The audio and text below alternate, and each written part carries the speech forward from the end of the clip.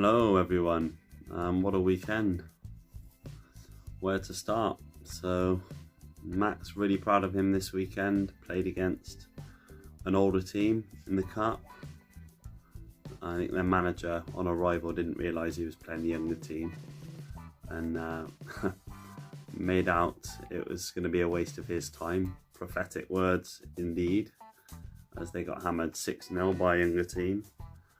So nothing better than a bit of humble pie in football. That's why you need to watch what you say sometimes. As I've said quite a few times before, football's got a funny way of bringing you back down to earth with a bang. So hopefully that was a lesson learned from that for that fella. Danny didn't get to watch that one. His mum took him over with his older brother. Apparently he made some really good stops. 2-1 they lost to a very, very good Hampton team. They play some lovely stuff and they knock the ball around really well for such a young team. Under 10s.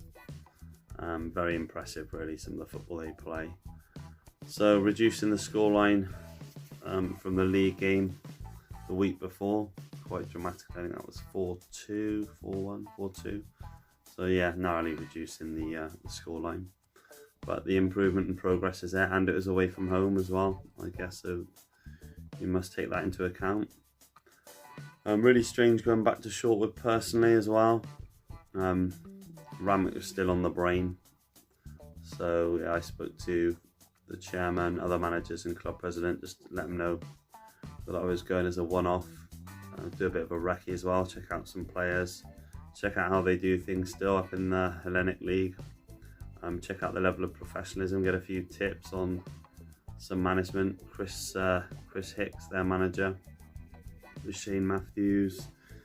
Learned a lot on the day, so I'm always willing to learn from other coaches, other managers, especially man management, looking at how they do things, how they embrace the current generation who tend to have their phones out in the changing rooms, that sort of era that I'm very unfamiliar with. And I was impressed with what I saw, the way they embrace it, give the lads the chance to do that, but also they tend to know when the time is for listening, for taking on board instruction for the game. So I'm really grateful to Chris and Shane for letting me get involved really. But to play 90 was really pleasing. It's been a long time. Hopefully they thought I did an alright job at the back there. I think they were missing their 2 centre backs, so going in and running the line from the back with some youngsters was really, it was an honour to do that, and something that I'll always appreciate going back, even if I don't go back or get asked again. It's something I'm glad I did. Learned a lot about, again, the player's perspective of running a line. Although I'm not a defender by trade, you can learn a lot, when you're a forward, about how a line works and how to exploit it. So used all my experience.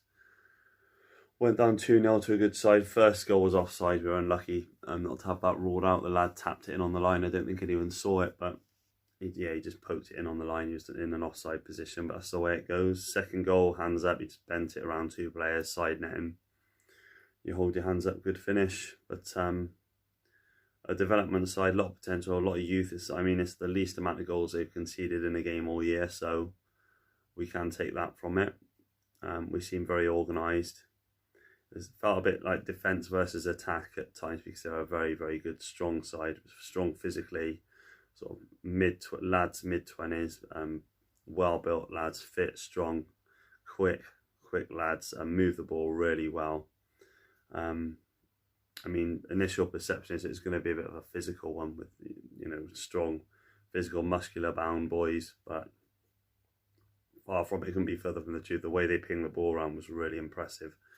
So I think the youngsters will learn a lot from that, how to be economical with the ball, how to be positive in possession, drive into those spaces. I think they'll have learned a lot, and I'll take that on board. And yeah, as I said, I'm just really grateful that I was able to do it and was given the chance to go back to an old club and play 90 minutes, play my part really. See a few older familiar faces as well was good. As soon as the whistle went, my mind was on the scores from Ramwick, so found out the seconds won 4-1, good result. Third narrow defeat in the local derby, but their opponents are top. I think their 100% record maintained, but a very narrow scoreline. So, you know, reasons to be proud. And Saturday evening, mind on next week's game preparation, working towards the 3 points for Randwick. So head straight back on it as soon as the whistle went, really. Buzzing for training this week. We were going to plan a social, but I just want to get on that training ground. A few set pieces, get the ball moving, and do some work based on our opponents on Saturday. But more so about how we're going to force them to play our game, and how we're going to make them worry about us.